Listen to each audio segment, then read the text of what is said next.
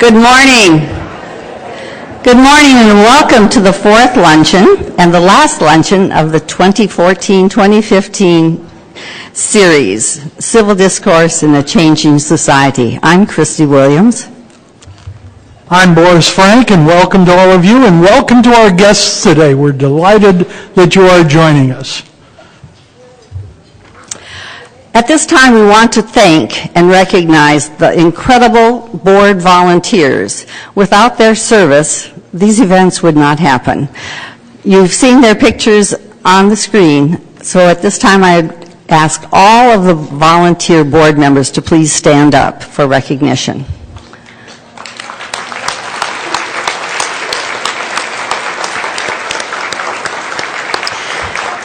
And these luncheons would not run as smoothly without the hospitality volunteers as well. They welcome you when you come, they set up the tables, they see you out. Will the hospitality volunteers please stand up for recognition? In terms of longevity, I think these people deserve 2 stars because they have been doing it for many years. Now it's my pleasure to introduce the person who's put together the PowerPoint and the announcements for the last year. Worked hard behind the scenes, and she's going to be chair next year. She's been coming since Madison Civics Club had a waiting list for membership. Linda Berman. Thank you. Thank you. I am so excited to let you know that next year will be hopefully as power-packed as this year.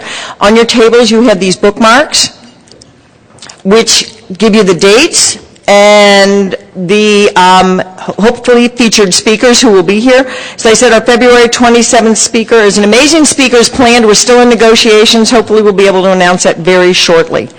Also, very quickly, just to remind you, Christy and Boris has spent a lot of time this year trying to work hard to find out what your needs are, and we're thankful, with a lot of thanks to Deb Holden for her survey. We are trying to give you what you want. So we are going to have some people wearing these in their little name tags saying, talk to me. So we want to have your responses at the end. We'll be out in the hall after the luncheon so we can find out what you think so we can make things better for you for next year. Boris?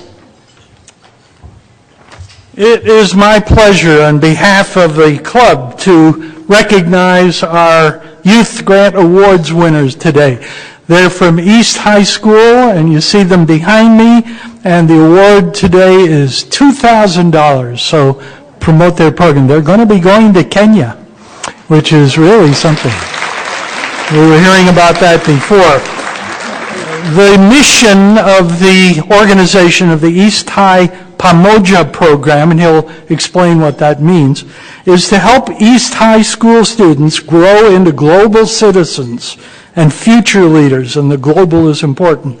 Through experiential learning and leadership opportunities, this program will empower students to become college, career, and community ready. I'd like to introduce Joseph Garner, who will tell us more about their project, how the grant money will be used, and I will hand this award to Joseph as he comes up. Please welcome Joseph.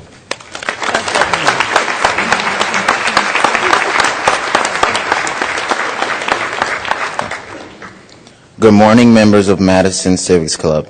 My name is Joseph Gardner, and I am a member of the Madison East Pamoja Project. Pamoja, which means together in Swahili, is a program designed to connect youth across the world and help them grow into strong community leaders. The mission of the East High School Pamoja program is to help East High School students, like myself, grow into global citizens and future leaders. By working side by side with Kenyan students in a Kenyan community, I and my 11 other peers will not only learn about international development, but would also learn about another way of life and how to work with people from different cultural backgrounds. The hope is that through this experience, we will be empowered to be the community leaders that Madison needs. In order for this project to be accessible to all students at East, it was offered fully funded. So many programs like these are incredibly expensive and automatically limit those who can participate. Since the Pamoja Project goal is to help open students' eyes to the world It was important that all students have access and not be excluded due to their financial background. Your generous donation and support has made it where I and my 11 other students are able to participate in this program and work side by side with our sister school in Kenya. So Asante Sana, or thank you from all of us.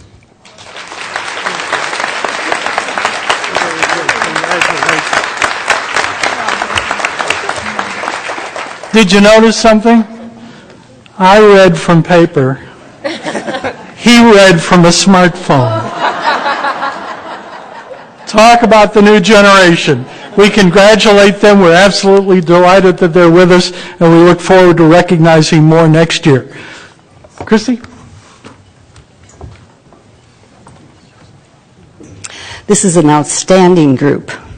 We look forward to hearing from them next year, because as they talk about believing that this project is going to change their lives, we are asking them to share that change with us next year.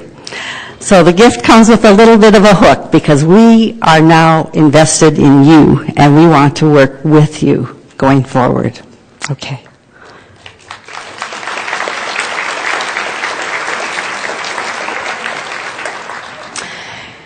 Next, we will have our public affairs speaker. Susan Webb-Yockey is director of the La Follette School of Public Affairs, professor of public affairs and political science. Her research and teaching interests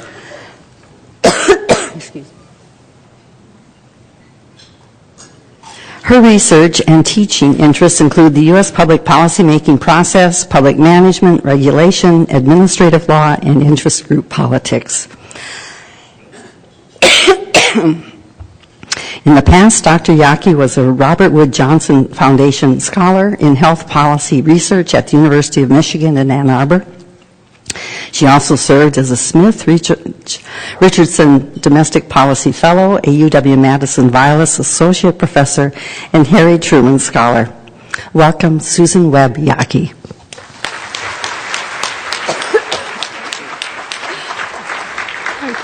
Welcome, everybody. Thank you so much for this very kind invitation and that wonderful introduction.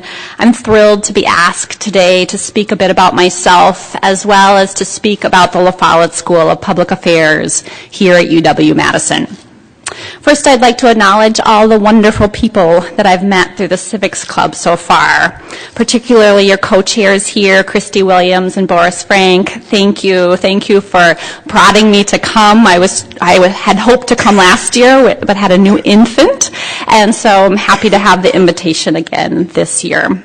Thank you as well to everybody in the audience who I know is here because of your own attachment to the betterment of our civic journey together, as well as your accomplishments. So a little bit about who am I? That introduction gave a little brief picture, but I'll say a little bit more about my academic journey as well. But what do I really do? What gets me up in the morning beside the cries for breakfast from those 3 kids?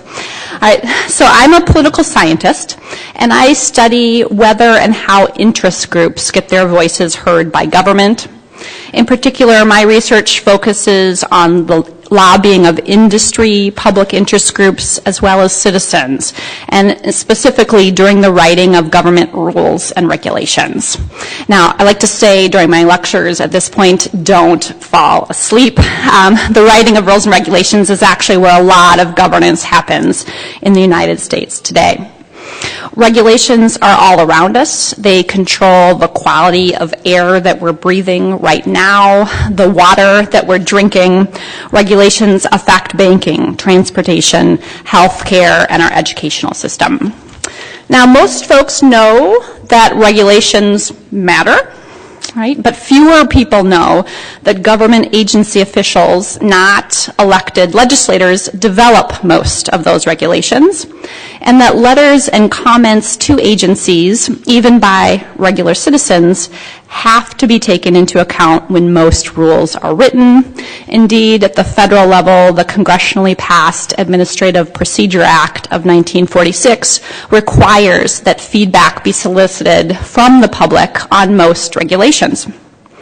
So my research demonstrates that interest groups, not particularly private citizens, but interest groups are the most frequent participants to the writing of regulations. It's probably no surprise to most folks in the audience.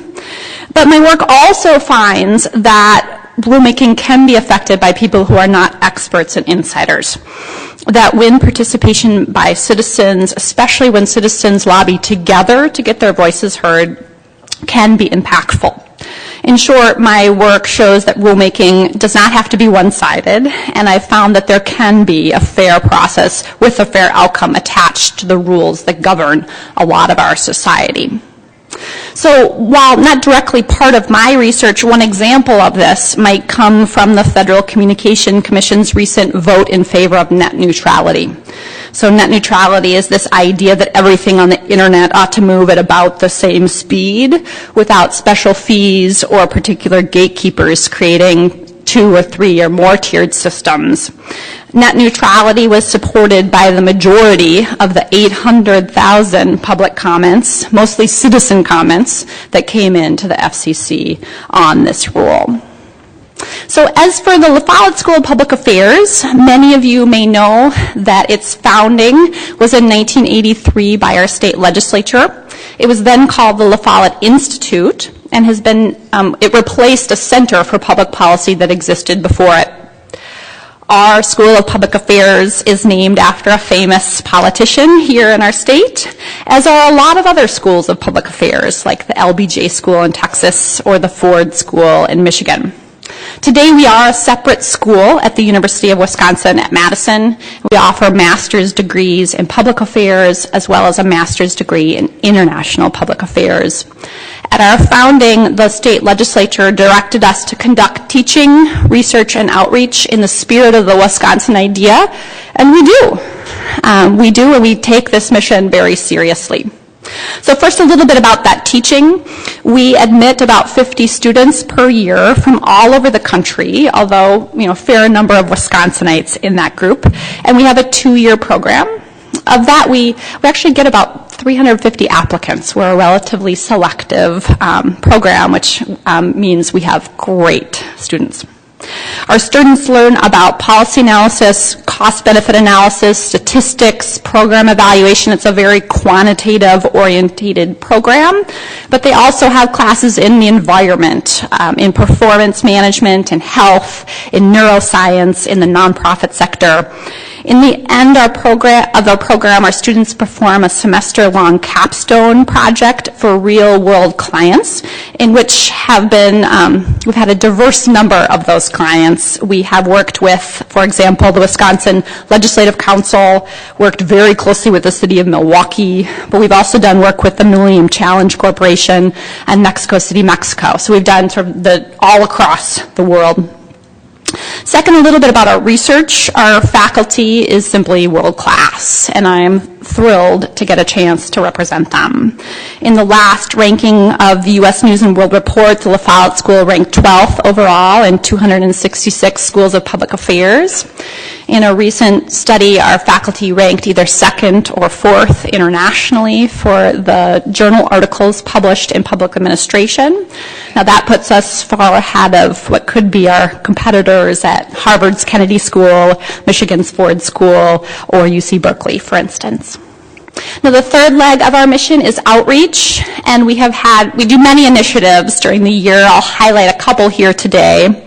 One, we have partnered for about 15 years with the nonprofit, the Wisconsin Women in Government Organization. Many of you may know it. It's a wonderful organization. We partner to provide a 6-week leadership class for mid-career women from both state and local government here in Wisconsin.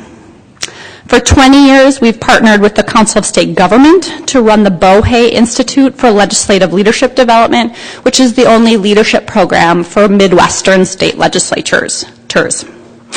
During in any given year, we bring in about 35 legislators from 12 Midwestern states and 4 of the Canadian prairie provinces, and they come in and do sessions on both policy topics as well as kind of general professional training. We have about 600 graduates from that program now. We're very proud of it. This last year, we worked more closely here with our state legislators, both Robin Voss and Peter Barca. We ran a week-long policy boot camp for state legislative aides, which we thought was a really terrific success, and we're hoping to repeat again.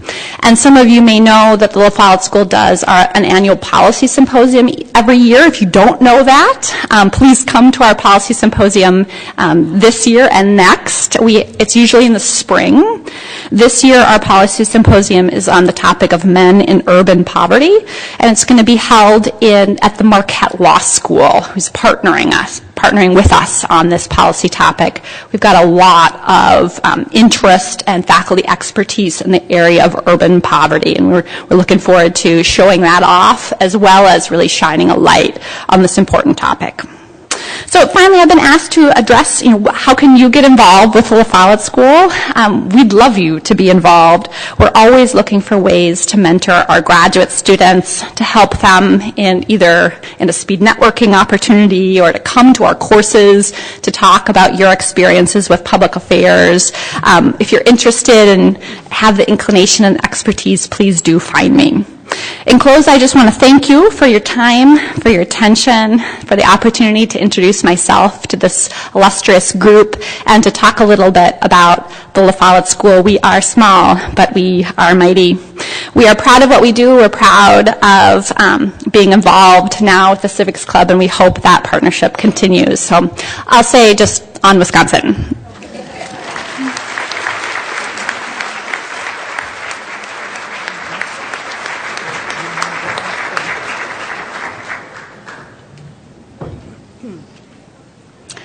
On Wisconsin, indeed, and with leadership from Susan Webb-Yockey, we are in good shape.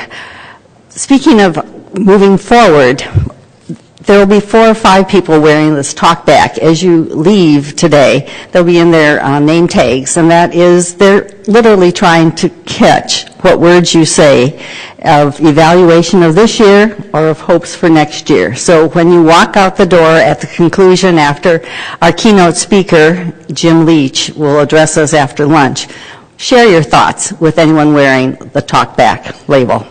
Meantime, enjoy lunch.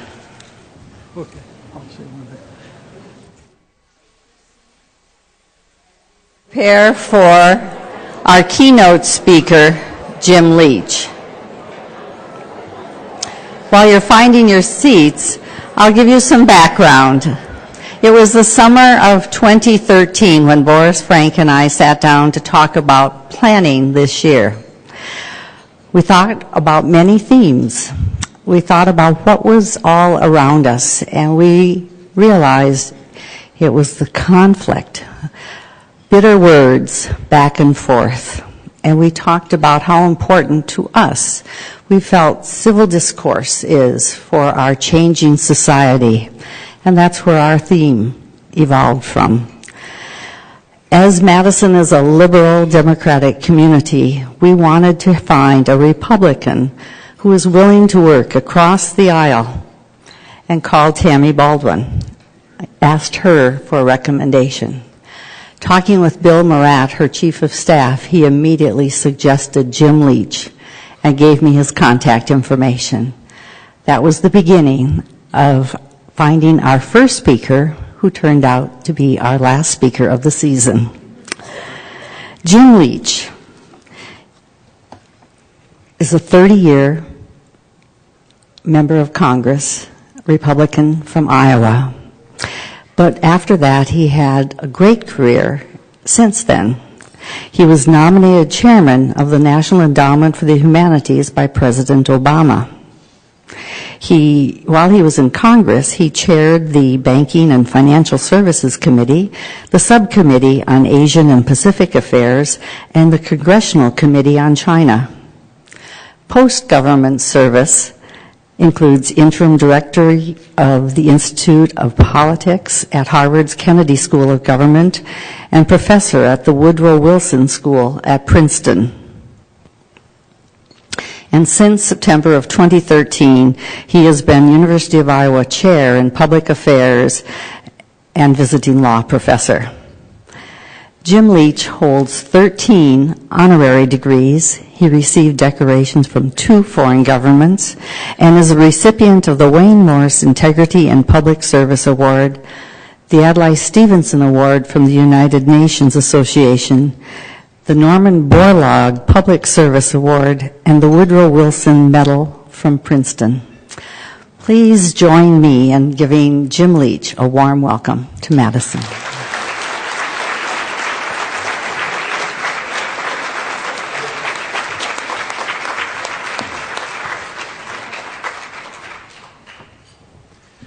Well, thank you very much, Christy, and I'm honored to be with you. And when Christy called me, I, of course, looked up the background of this great association, and this is really an estimable institution, not only for Madison, but an emblem for the country.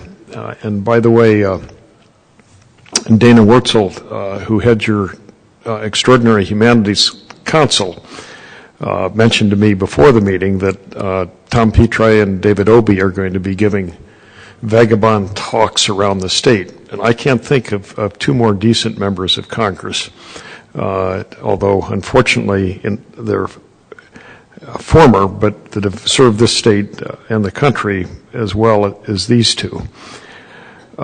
My subject today, I've been asked to talk about civility, and I want to talk about it in the sense of the frailty of civility in America today and its consequences quite literally for American civilization itself.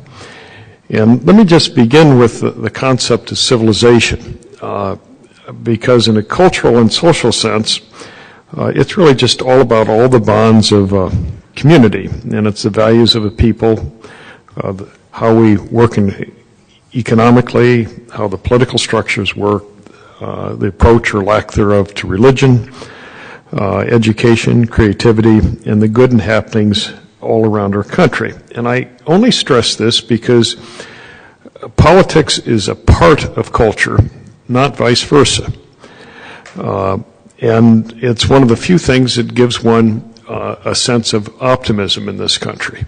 And the reason I say this is that America has never, ever, and probably no society has ever had greater leadership in more fields, from the arts to business to the professions, virtually all aspects of life. And the glaring exception today is politics. And I stress this not because they're necessarily bad people in politics or weak people, but because there's something in our institutions and in our culture that's breaking down. And I think it's intriguing to look at the deepest aspects of the history of our country. I mean, if we look, for example, at the first permanent settlement that was part of the original colonies, which of course are the Pilgrims, they were religious rebellers, but they established a group society that was a bit intolerant, and that's the meaning of stocks and pillories. And so rebellers from the Massachusetts Bay grouping moved to Rhode Island. And if you look at the 13 original colonies, there were elements of huge amounts of religious freedom relative to Europe, but 11 of the 13 also established a state church. And some with somewhat coercive thoughts. In the early 17th century in Virginia, the legislature established the authority for the state to embed a bodkin in the tongue of anyone who didn't belong to the Church of England. And that's a really interesting thought. Now, the reason I mention this is that we've come a longer way on religion and religious tolerance than almost any society ever. And I reference this because I want to reference a speech given in my state of Iowa almost precisely half a century ago. And you might recall in 1954, a Britisher named Winston Churchill came to a small college in Missouri and gave a speech in which he coined the term Iron Curtain, and is considered one of the great speeches ever delivered in America. Well, a decade later, a British historian named Arnold Toynbee, considered by many to be the leading historian of an era, came to Grinnell College in Grinnell, Iowa. And he gave a talk in which he intended it to be vastly more significant than the Churchillian address. And what he did in his talk was he chastised the Russians for believing that Marxist historic old determinism was a legitimate creed, and he argued it had no basis in history or logic or judgment. And then he turned to America and gave kind of a warning. We were then in the midst of some of the intensest moments of the civil rights struggle, and he suggested that this was an issue that we had to resolve, and we could resolve it credibly and peacefully. And then he suggested that the great divisions that would cause war in the immediate future would not be based on class struggle, as the Marxists suggested, or racial differentiations, as the civil rights struggle seemed to indicate for some might come into being, but we're all going to be, or principally going to be, of a religious nature. And I will tell you, in 1964, that was out of touch with anything Americans were thinking, and they didn't give much thought to the Toynbeean speech. But if we think of the last decade, it seems like, my gosh, he got it right. And this is something we have to pay a lot of attention to. And so let me come back to our political history in this country. Intriguingly, the founders of America were political philosophers. In fact, they were moral philosophers. Moral in the sense that they founded rights as creator endowed.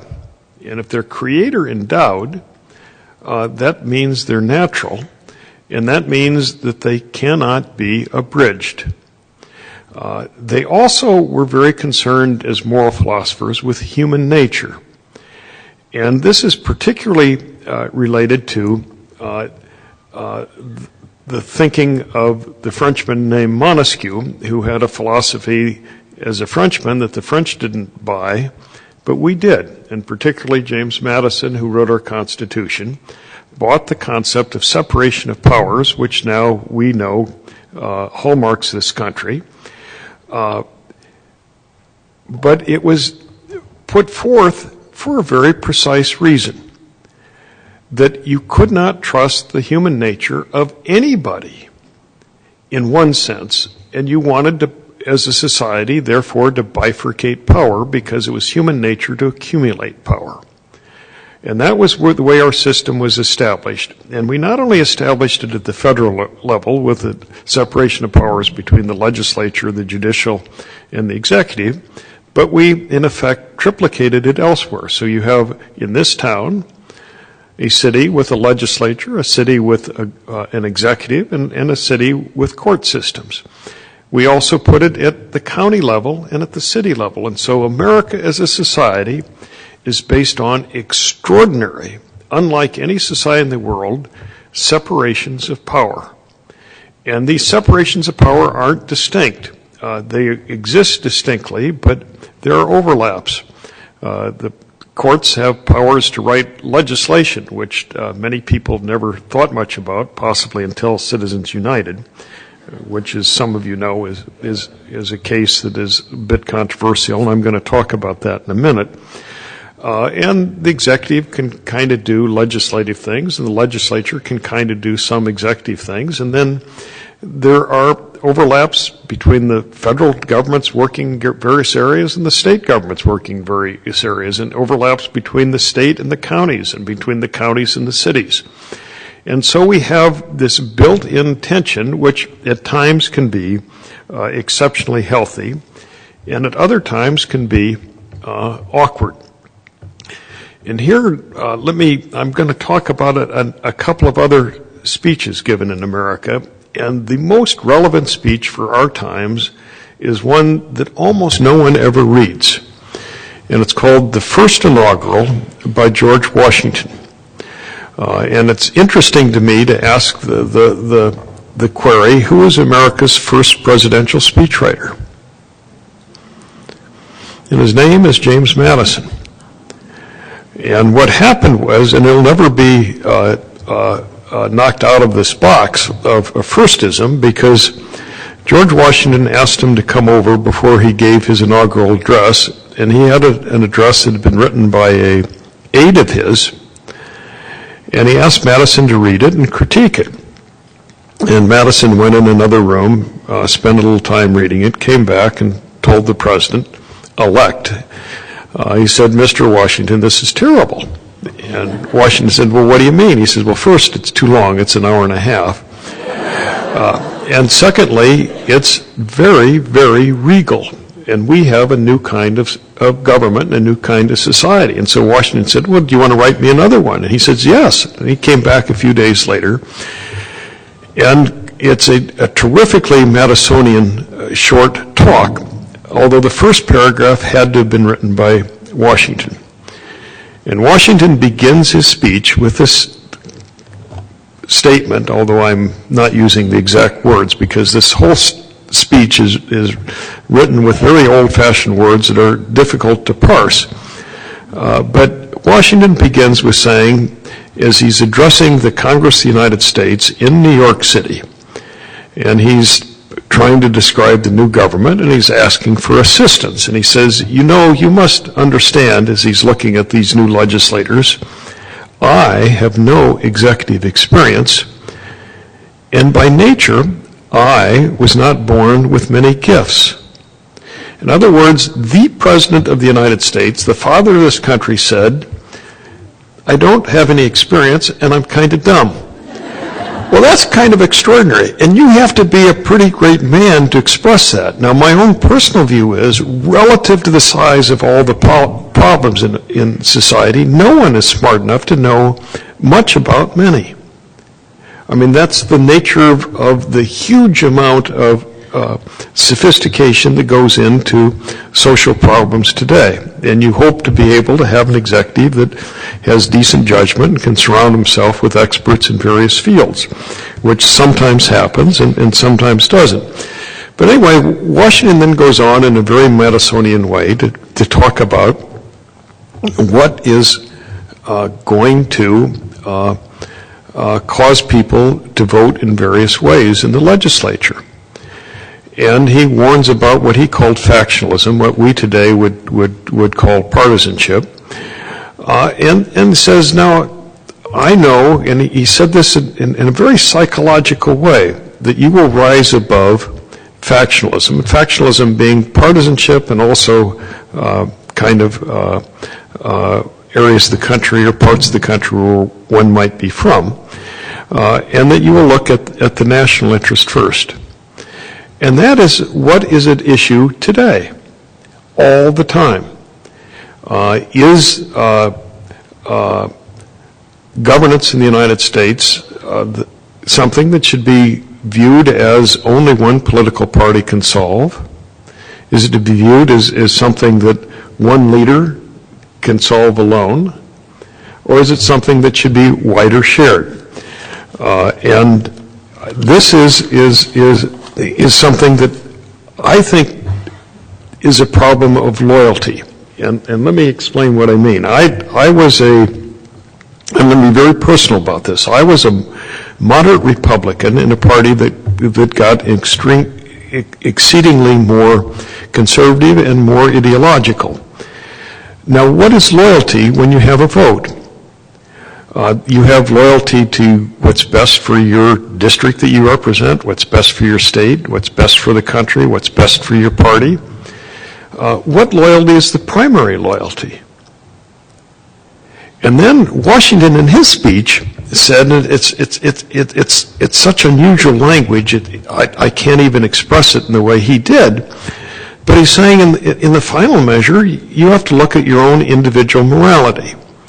And what he's really meaning was your own judgment based upon your value system, and that the country's interests should come first, as someone individually should determine. In other words, that one should be very cautious of factionalism.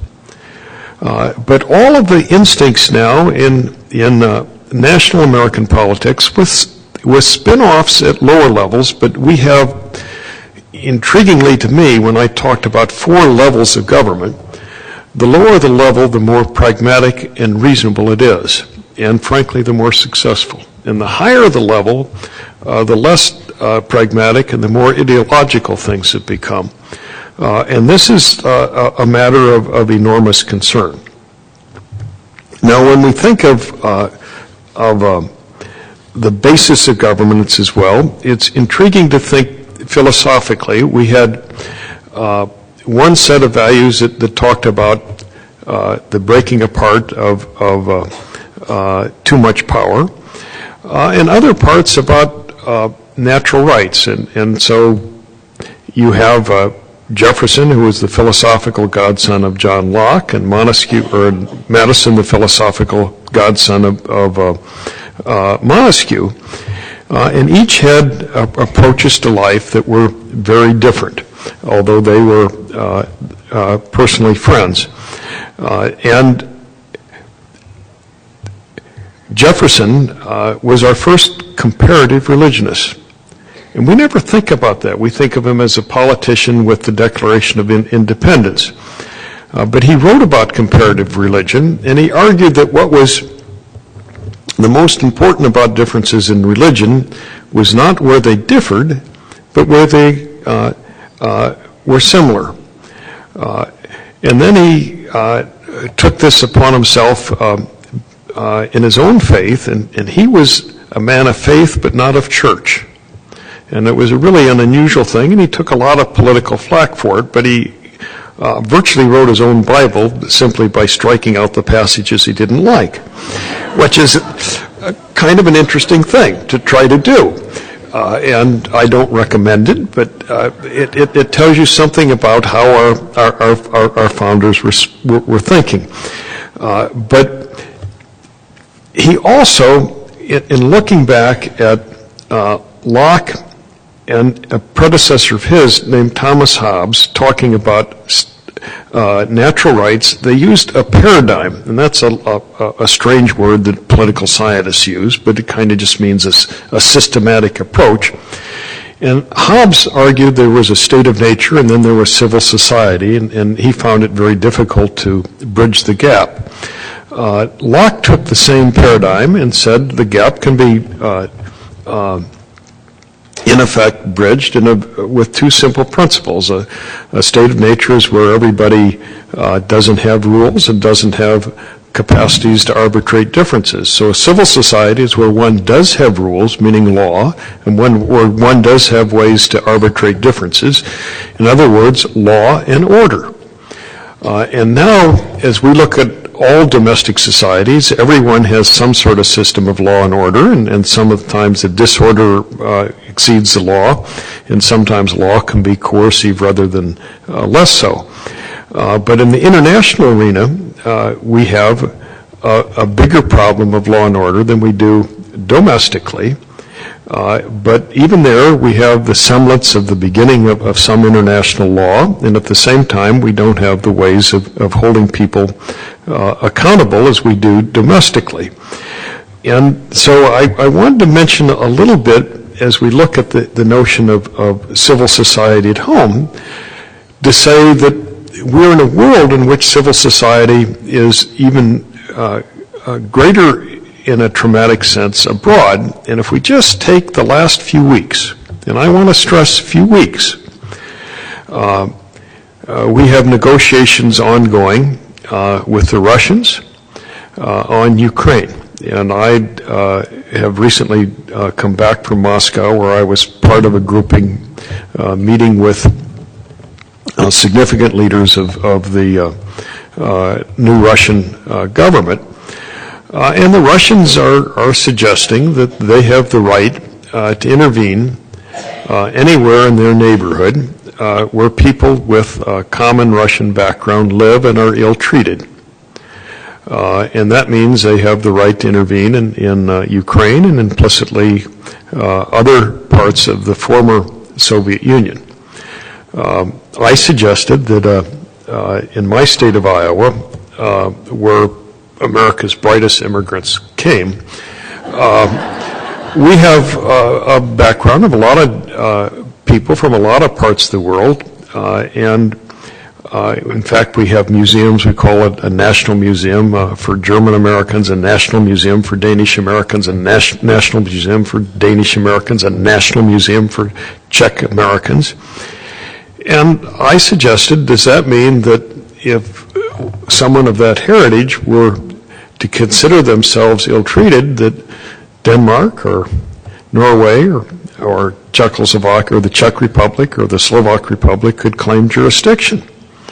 And that seemed to me a little unlikely, but logically would be the same in their part. But what the Russians are really, the model they're following is a region of the world that we have long forgotten, that our fathers and mothers all had heard of, and that's called Sudetenland. Do you know where that is?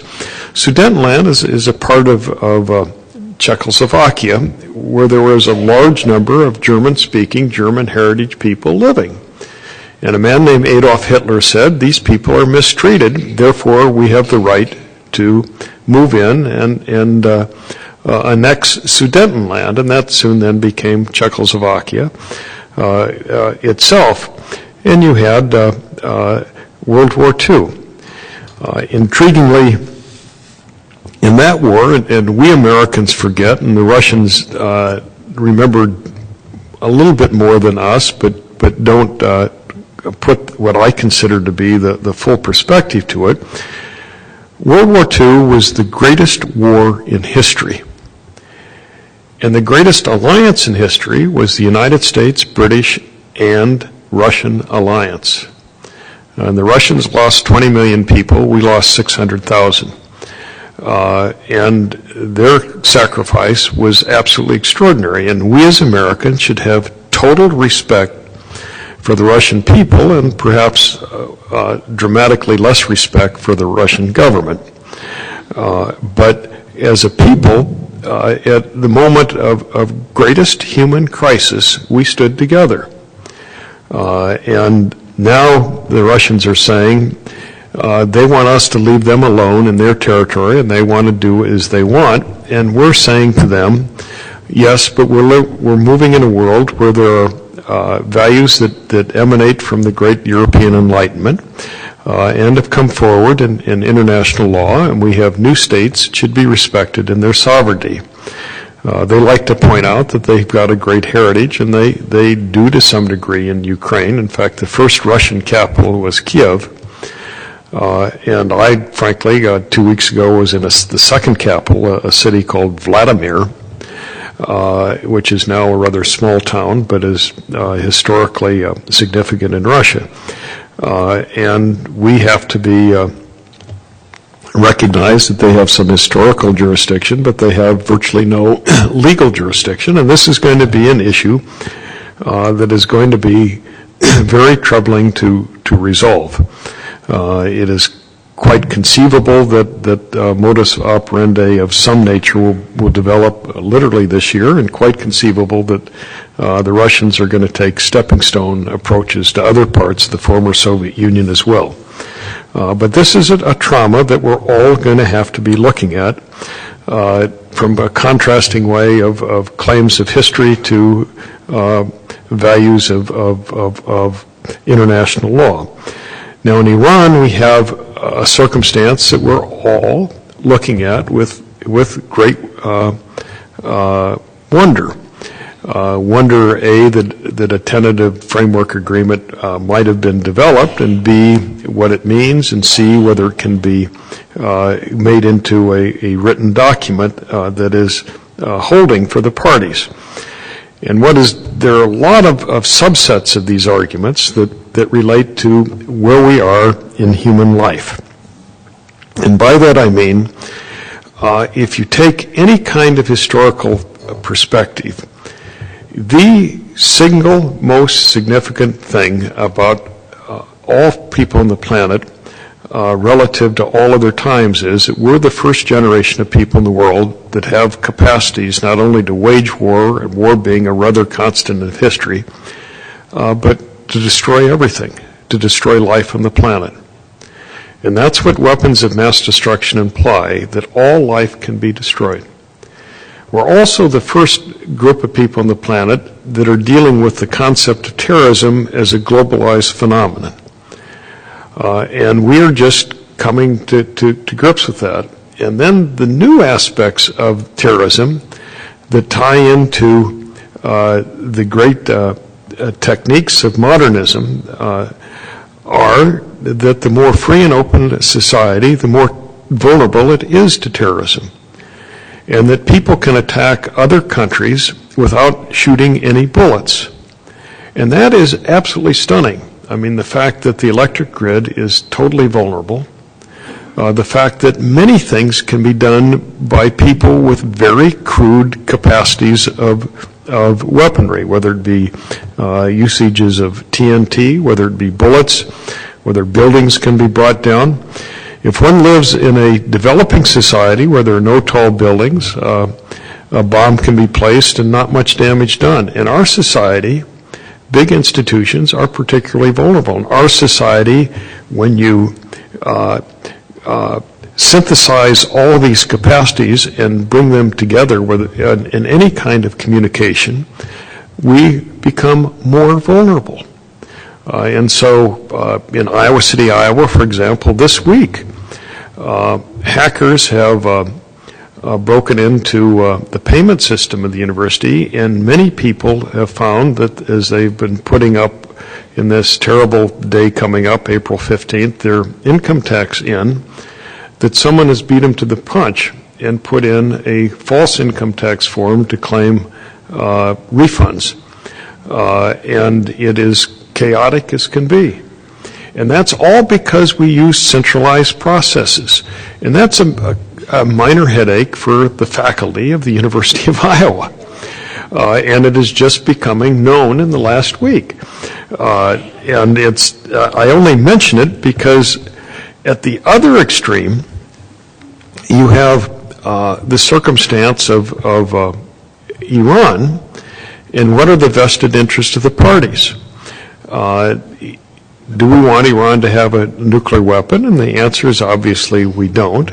What we're willing to do about it is a very different circumstance. The government of Israel, quite naturally, is very, very concerned with its survivability and its security.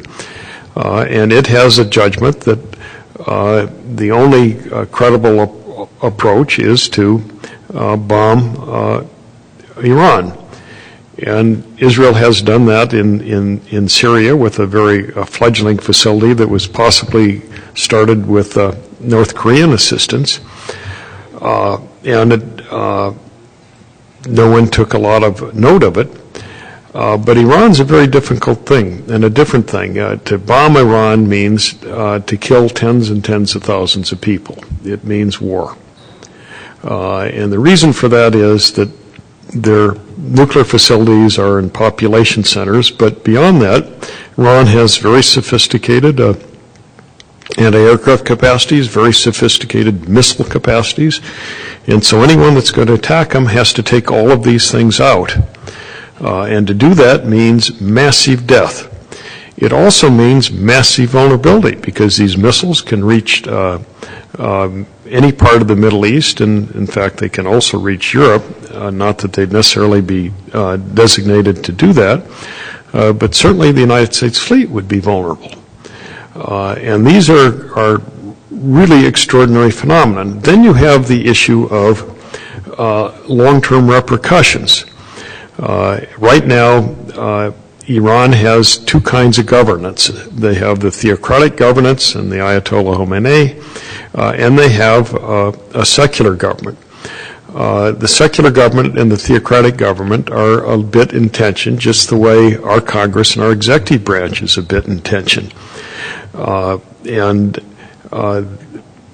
From an Iranian internal perspective, that might be one of the reasons that you're seeing different words expressed by the theocrat and different words expressed by the governance about the secular government about a potential agreement to be made or not made. Anyway, these are judgment calls, and whether one comes down on one side or the other, what unfolds is going to have ramifications at least for decades and maybe for generations. Because if there's war, does that mean that Shia Islam will come out against the United States brutally and on our shores as well as not on our shores? Does it mean that Iran might react in some different way 20 years from now, 50 years from now? Then on the other hand, if you don't act, are there other things that could emerge that could be awful as well? And so governance is decision-making is absolutely of extraordinary importance. And I might just mention here a footnote. 15 years or so ago, a senator named Arlen Specter invited me to join him, and the two of us met with the Iranian ambassador to the United Nations at a time that Iran had elected a quasi-moderate relative to other people, a man named Mohammad Khadami. And the question was, could Iran and America have better relations? And I said to the ambassador that Congress would have a hard time being sympathetic to particularly warming relations if Iran kept its assistance up to what are called the Hezbollah forces that were dropping bombs in various ways internally in Israel. And he said to me, and to Arlen, he said, the government of Iran, and that's the government that then existed, would cease its cooperation with Hezbollah as soon as Israel and the Palestinians reached a comprehensive agreement that was acceptable to the Palestinians. Now, I mention this just because at the heart of many of these issues is also the Palestinian-Israeli conflict. And this whole issue, can two peoples of different backgrounds get along? And then of the lost opportunities that existed. And I personally think the 1990s were the greatest lost opportunity in American history in the Middle East. And I hold our government partly accountable, but partly the parties in the region. And now it's going to be vastly harder. And one can be, from an outside perspective, can more or less conclude that it's self-evident that relations have to improve, but from an inside perspective, a lot harder. Let me just turn now to another period in time. After George Washington, we had a race for President of the United States involving Thomas Jefferson and John Adams. Thomas Jefferson, who wrote the most wonderfully uplifting words in American history, maybe world revolutionary history, hired a journalist who called John Adams a hermaphrodite. I had to look this up, frankly. I knew it wasn't a very happy description. But John Adams didn't take kindly to being called a hermaphrodite. And for 12 years did not communicate with Jefferson again, although finally a MD, a doctor from Philadelphia, a famous Revolutionary War doctor named Benjamin Rush, got the two back together, and they had a famous correspondence about their views of what was happening in the country and what had happened in the country. And they both died, as many people know, on the same day, July 4th, 1824. In the 1850s, we had vastly worse relations than we do today, and frankly, for good reasons. The credibility of a society based on slavery versus one not were irreconcilable, and we obviously had a war. But in the 1850s, there was a famous incident between the House and the Senate where a congressman wandered over to the Senate floor. His name was Preston Brooks, and approached a Republican senator from Massachusetts named Sumner and almost caned him to death. And this was because Sumner had referred to his uncle as, quote, a pimp, unquote, for slavery. Feelings were pretty tough. Then, obviously, we've had other more uplifting things, including the Gettysburg Address, the second inaugural. And 150 years ago this week, someone who believed that man could own man took out a pistol and shot the President of the United States dead. And that became one of the seminal events in our history.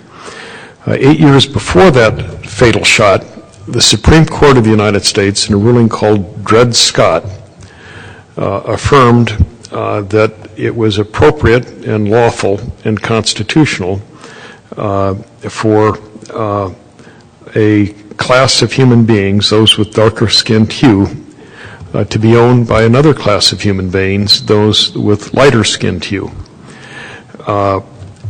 I personally believe, and people think I'm exaggerating, but I will tell you I refuse to say I'm exaggerating, that you have analogous logic in the 2010 Supreme Court ruling about Citizens United. In that ruling, the Court of the United States held that a class of property, that is corporations, could be described as human beings, which is the obverse of Dred Scott that said a class of human beings, or a class of human beings could be property. And so what the Court of the United States has held in a truly presumptuous way is that we have a situation where philosophically money is defined as speech and a corporation is defined as an individual. And I represent this as a definitional issue because it's the only way they can apply, the court can apply protections to corporations based upon the First Amendment of the Constitution. And I personally think it is manufactured logic. And it is the most dangerous logic politically that the country has ever faced since we've resolved, at least in a constitutional sense, the rights of people without property to vote, the rights of people of color to vote, and the rights of people that are women could vote. Now we're saying that we're moving our democracy in an oligarchic direction, and that a very few people can deeply influence, and implicitly that almost means own, a Congress of people. And that is turning our society upside down in terms of the values that our founders intended us to take. Now I want to turn now to the dilemmas of American politics and all of this, with one of the overriding dilemmas simply being the role of money in the political process, all of which has been a problem somewhat through our history, but never to the point that it's reaching today and about to be magnified many times hence. We've just begun to see the implications of this court ruling. But in the background as well, and when I left the Congress and began a teaching career, I developed 3 or 4 dozen what I call 2-minute courses in American governance, and I'm going to give 3 or 4 real quickly. One I call Political Science 101, and it's all about the importance of the primary process. Over the last generation, although it's not the case today, about 1/3 of Americans have defined themselves as Democrats, about 1/3 as Republicans, and about 1/3 as no party. That means 1/6 of the Americans control the Democratic Party and 1/6 the Republican Party. But if you take primary elections, generally speaking, at most about 1 in 4 citizens participate, and it's often substantially less. If you take 1/4 times 1/6, that means that 1/24 of Americans control the Democratic Party and 1/24 the Republican Party. And then you ask, who are these people that are the 1/24? And in the Democratic Party, it's a rather liberal but rather stable, consistent grouping of teachers and educators at higher education and labor and some parts of the minority, but not all parts of the minority community. In the Republican side, it's conservatives over moderates by a wide margin. And then the definition of conservatism has not been very stable. When I was younger, and that means as some of you in this room were younger, conservatism was identified with a man named Barry Goldwater, kind of an individual rights conservatism. Today, because Barry Goldwater was a pro-life advocate and a pro-gay rights advocate, he would be a Republican liberal outlier compared to where the new Republican Party is. And the new party is one of social conservatism mixed with some libertarian conservatism, and with some differences of judgment between this grouping, but it's a very different type than historically has run the Republican Party. And the intriguing thought is, if one says, and it's not always the case in polling data, but that the majority of Americans are center-right and center-left, what that means is the single largest block of people unrepresented in the Congress of the United States are the majority of the American people. There simply is virtually no center-right and center-left in the Congress today, based upon what's happening in American politics.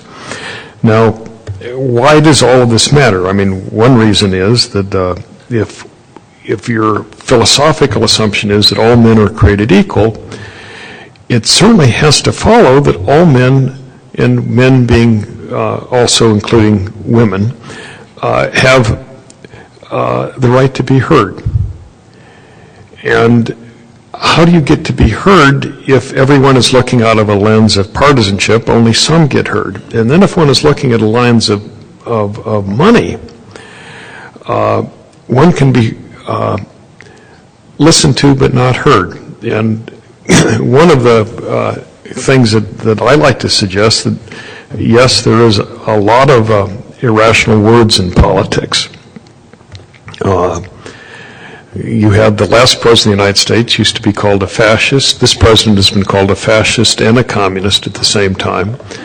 The word secession, especially 2 years ago, really cropped deeply into the vocabulary of some Southern Americans. And you might say, what's wrong with these words? In some ways, they're much worse than hermaphrodite. Hermaphrodite is a personal slur. But fascism, communism, secession are words that carry warring implications. After all, 600,000 were killed in the Civil War, 400,000 were killed in World War II. Communism, tens of thousands and tens of trillion were spent to try to obviate. And we are using these words to talk about ourselves, and why in any way whatsoever do Americans want a war on Americans? It just doesn't make sense. And it goes back to this question of loyalty. Is the first loyalty to party or is it to country? And if it's to country, do you want to have absolute party line voting? And do you not want to have people that have different judgments? Now, then it comes to the question of what is wisdom. And my favorite story on this is a novel. I don't know how many of you ever heard of something called the Alexandria Quartet, written by an author named Lawrence Durrell. And this was quite in vogue in intellectual circles in the early 1960s in particular. And it was a group of 4 novels about a very minor set of undertakings or of happenings in Alexandria, Egypt, between World War I and World War II. And the literary moral was, why would you read about the exact same set of events 4 different times? And each of the novels was titled by an individual's name who was kind of the narrator of the book. And what the moral was is that each story was totally different. And if you're going to get a sense of reality of these minor happenings of this single moment in a modest town, to have a sense of reality, you had to look at them from more than one set of eyes. And so you take America today, Aren't we wiser if we're Republicans to at least listen to Democrats and just maybe part of what they're saying makes sense, and vice versa? And aren't we wiser in the family to listen to each other a bit more? And aren't we wiser in a courtroom to recognize that two people can testify to the same event and be totally honest and testify on opposite sides? People see things differently. And that is why we have a democracy, and why this democracy is supposed to be a democracy that brings all sorts of thoughts together. Now, what's at stake in all of this? I have a course I call Physics 101, and it's about Sir Isaac Newton. And Newton had these 3 laws of motion or of nature, and the third of which is for every action there's an equal and opposite reaction. Well, one day on the floor of the House of Representatives, this member of Congress discovered the 4th Newtonian law. And I discovered this as a pun. We had a Speaker of the House named Newt. And so this is a Newtonian law. And he was giving a rather vibrant critique of the other party. And I'm watching my friends on the Democratic side, and I'm watching them react. And it dawned on me, in human relations, reaction was often greater than action. So if I call someone in this room a bum, Joseph, for example, who gave that wonderful talk, he's going to respond somewhat more negatively to me. If we call another country evil, what does that mean? Is that country going to say, golly gee, I got to change, or am I going to react in a different and tougher way? And so words matter, and actions obviously speak larger yet, but we have to be much more careful. And in particular, coming back to another physics course, Einstein said that splitting the atom has changed everything except our way of thinking. And that might be the most profound political science observation in modern times, if not all times. And the implication being that we now have to deal with something we've never dealt with before, and it's rather large. Then you have poetry, and a man named Yeats, in probably the most prophetic poem in Western civilization called The Second Coming, in which he said, the center cannot hold when the best lack all conviction and the worst are full of passionate intensity. And he wrote that basically having in mind World War I trench warfare. And people in Europe were trying to come to grips, how could you have millions of people killed based upon the assassination of a minor archduke? But if you think about these words, the center cannot hold when the best lack all conviction and the worst are full of passionate intensity, it's hard not to think that that has some sort of echo today for many different reasons. Well, let me just conclude with a couple of longer-term observations. If we think of the great Greek civilization, and intriguingly, leaders like Lincoln never went to college, but he had read all the Greek books that he could get his hands on, not the Greek language, but the Greek histories. But there were several generations that 5th century BC, Greece had the greatest civilization imaginable, a very small number of people. Rome then followed with several centuries of kind of Spartan history. That is, Spartan in the sense of Athens had one set of values, Sparta another in ancient Greece. But intriguingly, in Europe, as outsiders looking at America, during the last administration, Europeans were making all sorts of Greek analogies to the 2 Bush presidencies and Oedipus and the father-son relationships, which I think were quite off the mark, but nevertheless made. At this time, it is astonishing how Chinese will not say to Americans, but they say to everybody else, that they're looking at America in terms of Roman history, the rise and fall of civilizations, and they believe we're on the twilight side of greatness. which is an interesting warning factor for us. And I want to come back to my view that a rebalancing is possible in politics based particularly on the enormous strength of this country, leadership everywhere but politics. And let me just end with the issues of the week here in Madison, Wisconsin. And that is, I want everybody to know, as an Iowan, there wasn't a bar that wasn't filled the other night, and not a soul that wasn't rooting for the Badgers. And there was a sports writer several generations back named Grantland Rice that at one time everybody knew that he was famous for a quote, which is that winning isn't the most important thing, it's how you play the game. Well, the same is true for politics. Winning is often not the most important thing. It's how the political process works and what kind of respect we have for each other. And if we can turn that around, lots can turn around. And so when I entered the political process as a young man who'd played a lot of sports in college, and by the way, the greatest sport is wrestling, which some of you in this town have yet to figure out. But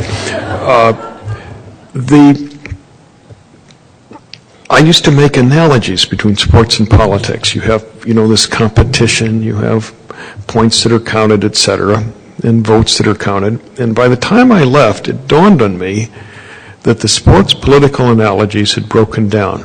And the reason they'd broken down is, despite the fact that everybody knows or reads once every month or two about some athlete doing something truly, truly stupid, the fact is sports has a vastly higher ethic than politics. And let me be very precise on this. In sports, there are referees. Now, we all get upset with them. I was not pleased with the referees at the National Basketball Association final game. But the fact is, there are referees, and you get fouls called if one does something untoward. In football, you drop flags for clipping. And in wrestling, you can have stalling calls, etc. In politics, in sports, you have coaches. Now, if the president of the University of Wisconsin were to hear that a coach said not to respect the opposition, if a coach said, let's go and try to injure an opponent, there's no president of a university that wouldn't not think a second before firing that coach. And coaches are some of the great leaders in America. Can you imagine not being proud of Bo Ryan? Can you imagine being a little disappointed in some of your political people? We have a dilemma. And part of it is that we've lost sight of our own values in the right kind of way. But all of this can be rectified, but it's going to take a lot of effort, and some of it's going to be institutional, and some of it's going to imply that a court has to change direction. Some of it's got to imply that all of us as citizens have to change direction. But we can do better, but if we don't do better, we're in a pickle. Thank you.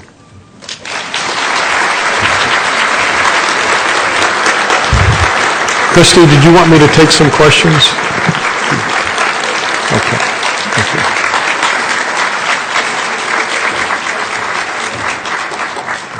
That was wonderful. Thank you, Jim. That was wonderful. And now you've agreed to answer a few questions. So jot down your questions, and they'll be picked up by our wonderful hospitality volunteers. While we wait for your questions, Stephanie asked me to thank Monona Terrace staff on our behalf. I think you'll agree with me, we've had wonderful food and excellent service this year. So let's thank Monona Terrace. They're wonderful to work with. And the other thing, don't forget to think about what you want to say to the people wearing a talkback badge as you leave the room today.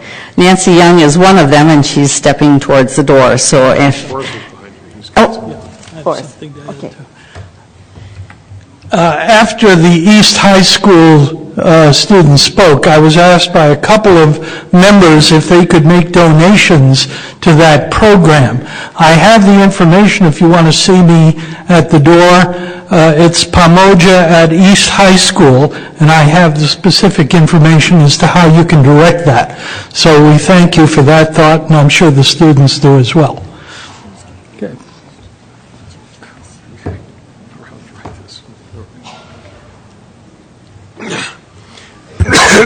The question is, are the Iowa caucuses polarizing, and would I care to comment?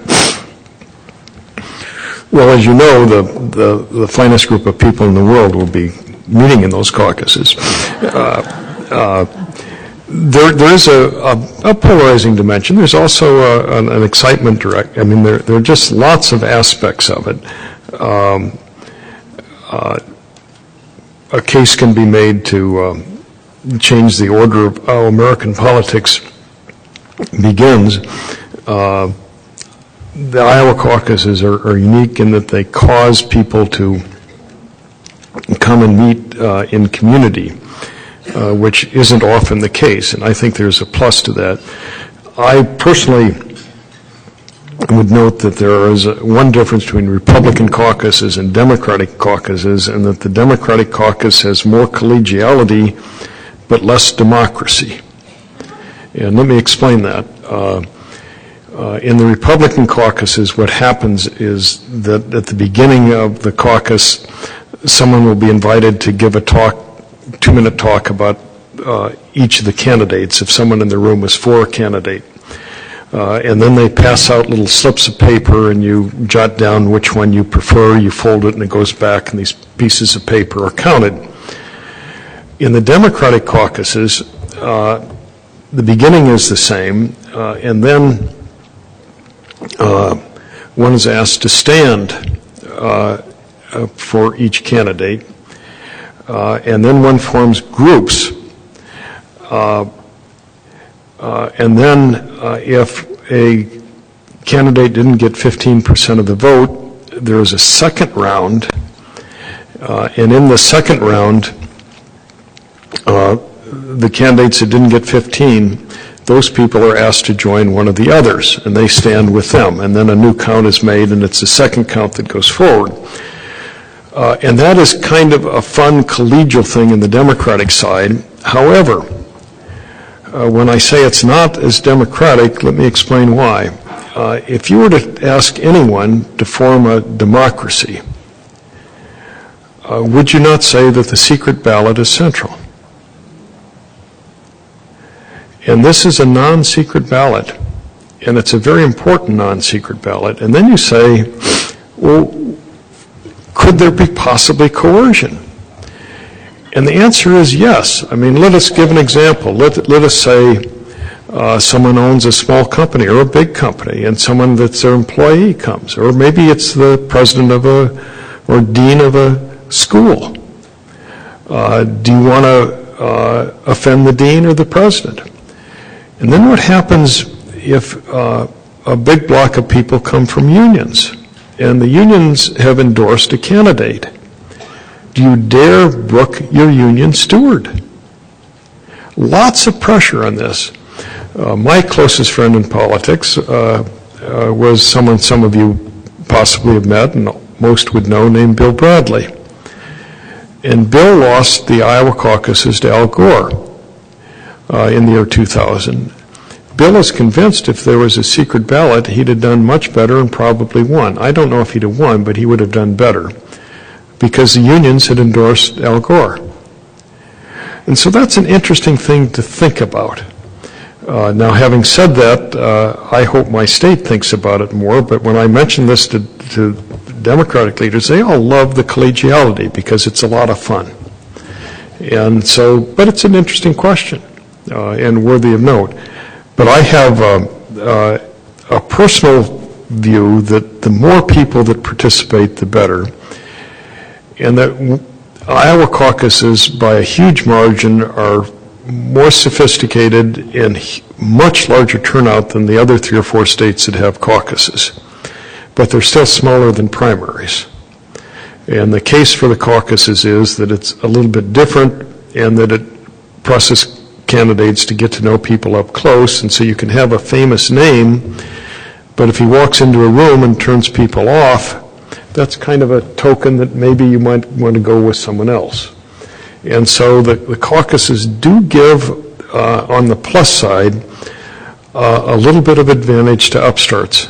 And so we had Jimmy Carter win one year, and he was quite an upstart. We had a chap named Barack Obama surprise the world. And the caucuses proved to be, I'm told, hugely instrumental in influencing, among other things, African American voters, because many had supported Hillary Clinton because they knew that Barack Obama couldn't carry whites. And Iowa caucuses proved them wrong. And many who'd endorsed Hillary because they thought she was inevitable turned and said, we're going to support Barack Obama. And so there are historical pluses and historical downside, and you can take your choice. These two are related. Can you foresee cases that can or are being brought to modify Citizens United? Does the Supreme Court regret their decision? Well, let me tell you, first, the Supreme Court has no indication of regret. I have a theory that someday one of the Supreme Court justices is going to go home and their spouse is going to say, dear, do you really think the way you're saying? And that we might get a spousal refusal. Now, I'm joking about that, but not totally.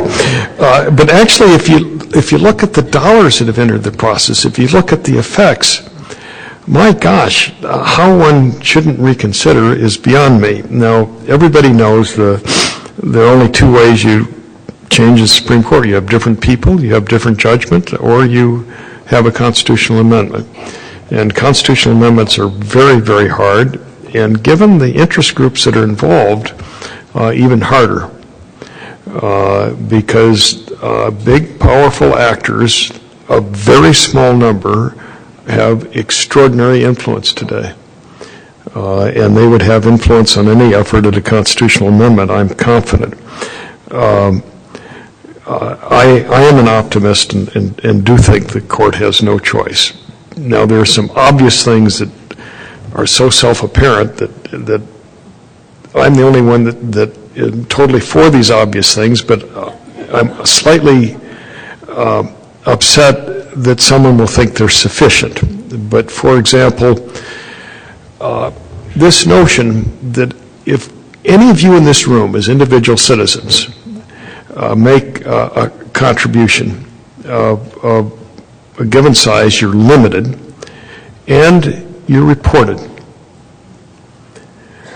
The notion that corporations can give secretly, that in many instances, is so both illogical and wrong. I cannot believe that the court won't make some decisions on transparency that will fractionally improve. Now, the fact that they're the right thing to do, no one should be misled into thinking it's sufficient, is all I'm saying.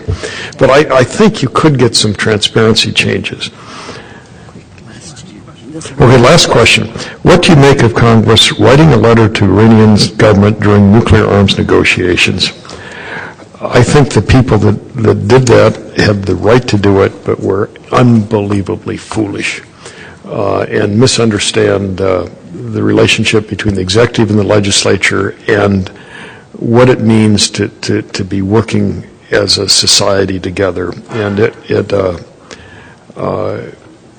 truly was a mistake.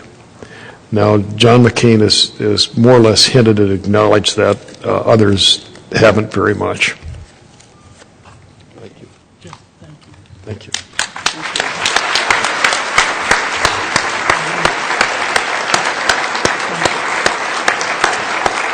This concludes the 2014-2015 season for Madison Civics Club. We look forward to joining you next year for the 2015-2016 season. That's it. All set. Well said.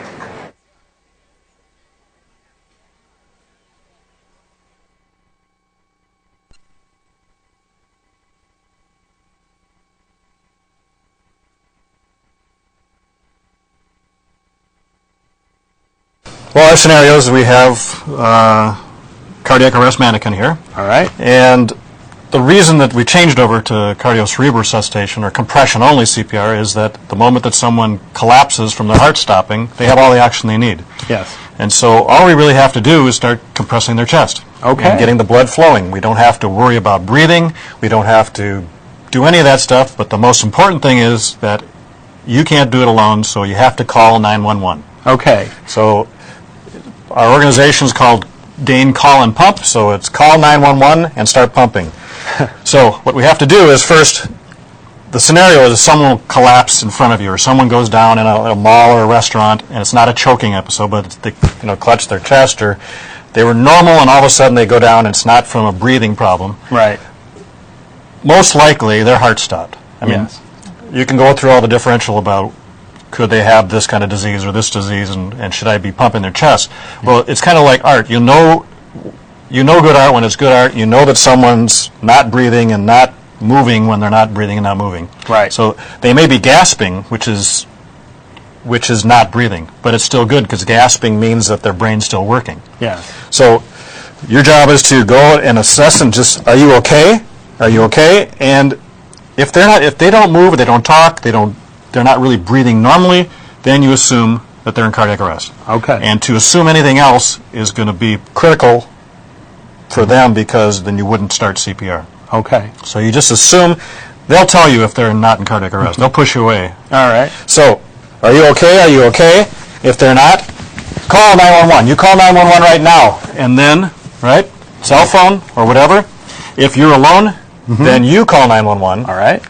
Before you start, because once you call 911, then you want to be able to start doing the compressions. All right.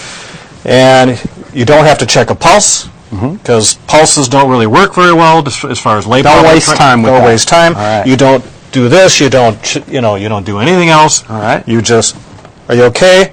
They're not okay. You find the middle of their chest between their nipples, right on the breastbone, and you put the heel of your hand right on the breastbone. You lock your other hand on top of that. You either kneel next to them, and you make sure they're on their back, and lock your elbows, and using the weight of your upper torso, you compress the chest down about 2 inches, about 100 beats a minute, and I'm going to show you here, we have a little metronome All right. that actually shows 100 beats a minute. Okay. So between the nipples, on the breastbone, lock your hands and your elbows and compress. Yeah. And not only are you compressing, but you're also coming off the chest in between each compression. Because remember, we want the heart to fill up with blood. Okay, that's the counterintuitive part. Okay. Yes. So here we go.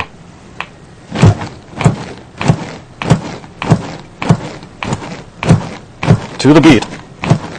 And if you do good compression-only CPR, it's very hard.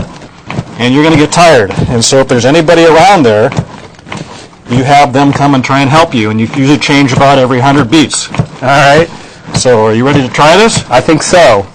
So you can say, hey, Steve, can you do this? Come help me? Yeah, I'll help you out. Okay. And when you come, don't have any beat missed. All right. Okay? I'll be ready. 95, 96, 97, 98, 99, 100. Good. And keep the heel of the hand coming up. That's good. You're doing a great job. Even to the beat. And for those people that don't have a metronome,